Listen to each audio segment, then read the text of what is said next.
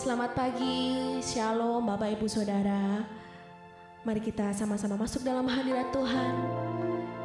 Kita tinggikan Dia. Kasih setia Tuhan ada dalam hidup kita. Mari kita jangan meragukan kebaikan Tuhan dalam hidup kita. Terima kasih Tuhan Yesus, terima kasih Tuhan. Kami bersyukur punya Allah seperti Engkau dalam hidup kami. Haleluya, haleluya Yesus. Tiada pernah ku ragukan kasih setiamu ya Tuhan. Setiap waktu dalam hidupku tak pernah kau tinggalkan. Meski langit tanpa surau, awan gelap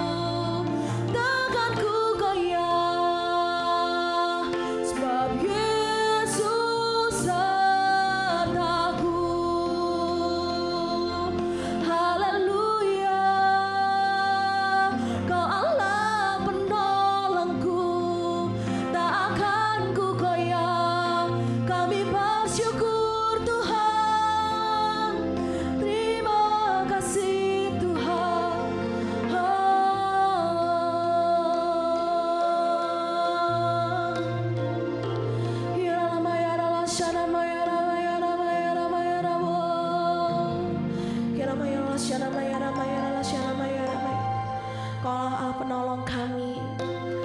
Terima kasih Tuhan Yesus. Kami tidak mau ragu di dalam Engkau Tuhan. Kami mau taruh pengharapan kami di dalam Engkau.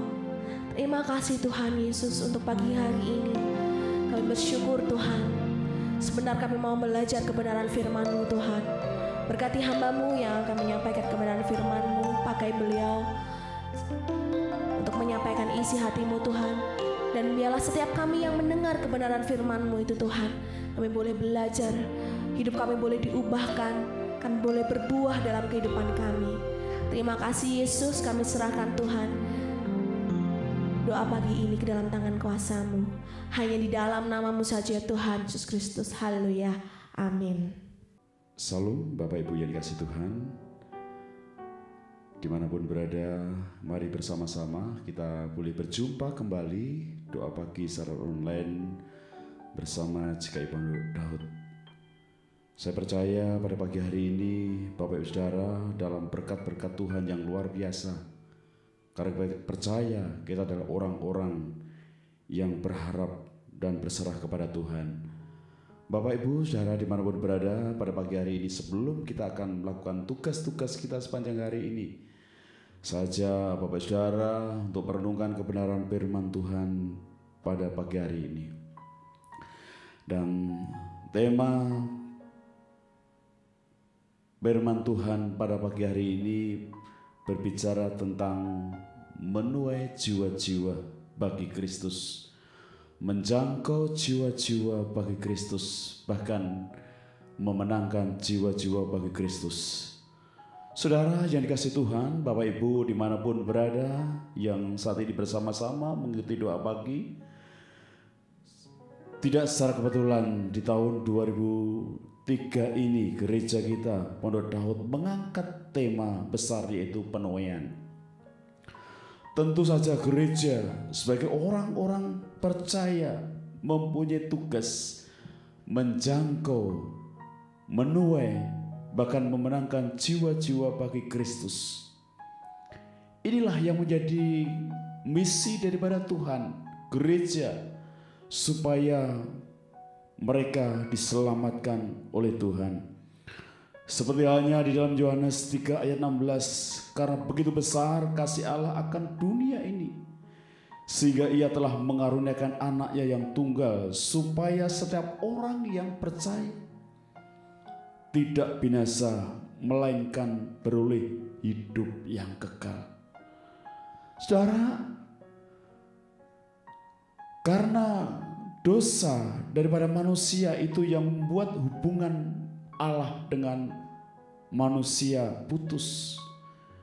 Sehingga misi daripada Allah ingin menyelamatkan manusia yang telah berdosa melalui kehadiran Tuhan Yesus di tengah-tengah dunia ini, memberikan jaminan keselamatan setiap orang yang percaya.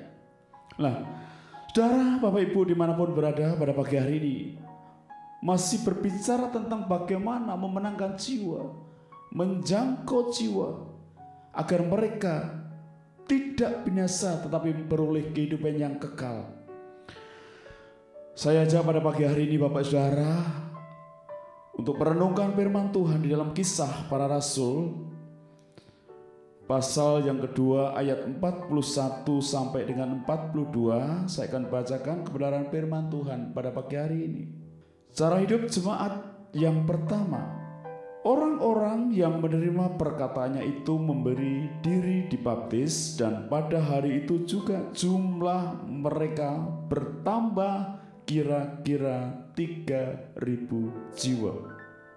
Mereka bertekun dalam pengajaran rasul-rasul dan dalam persekutuan, dan mereka selalu berkumpul untuk memecahkan roti dan berdoa.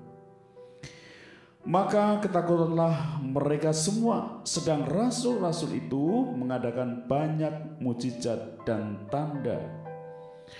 Dan semua orang yang telah menjadi percaya tetap bersatu, dan segala kepunyaan mereka adalah kepunyaan bersama. Dan selalu ada dari mereka yang menjual harta miliknya lalu membagi-bagikannya kepada semua orang sesuai dengan keperluan masing-masing. Dengan bertekun dan dengan sehati mereka berkumpul tiap-tiap hari dalam bait Allah. Mereka memecahkan roti di rumah masing-masing secara bergilir dan makan bersama-sama dengan gembira dan dengan tulus, sambil memuji Allah. Dan mereka disukai semua orang.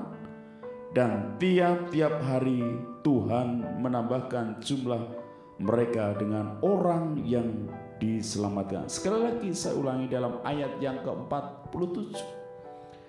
Dan tiap-tiap hari Tuhan menambahkan jumlah mereka dengan orang yang diselamatkan. Setiap hari Tuhan menambahkan orang-orang yang percaya, orang-orang yang mengikut Tuhan, orang-orang yang diselamatkan oleh Tuhan.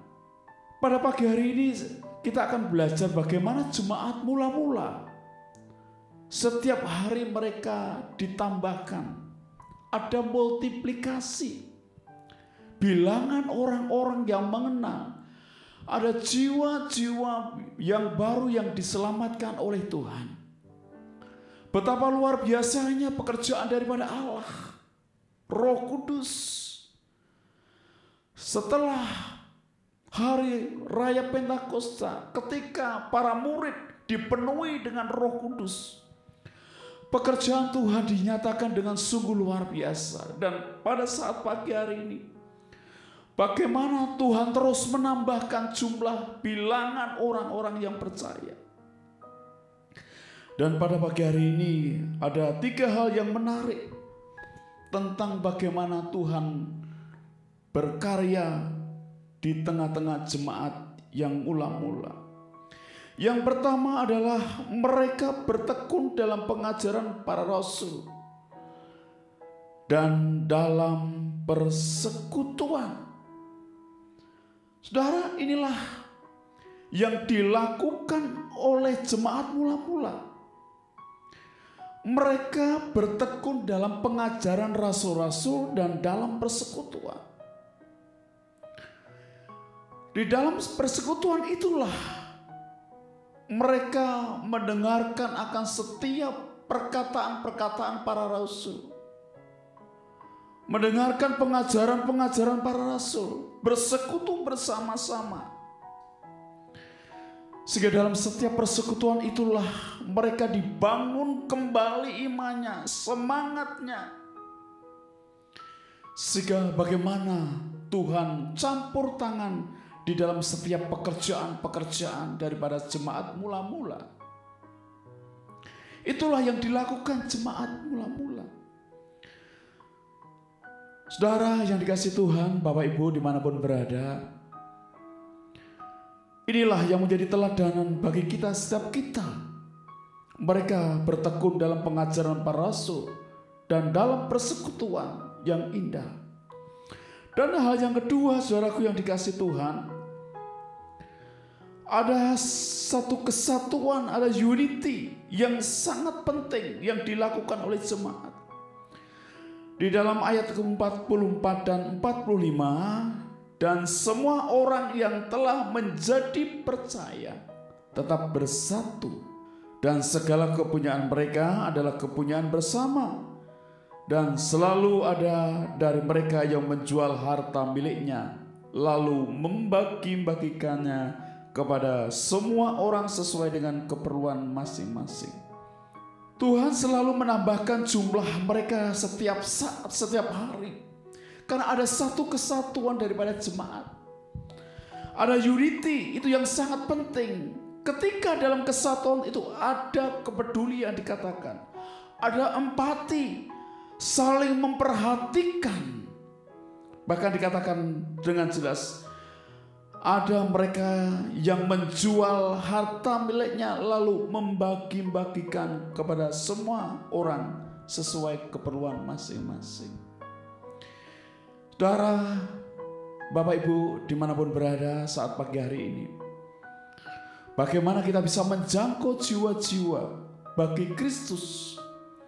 Satu hal yang penting adalah kesatuan itu ketika ada satu kesatuan, ada kepedulian, ada empati, saling memperhatikan di antara mereka.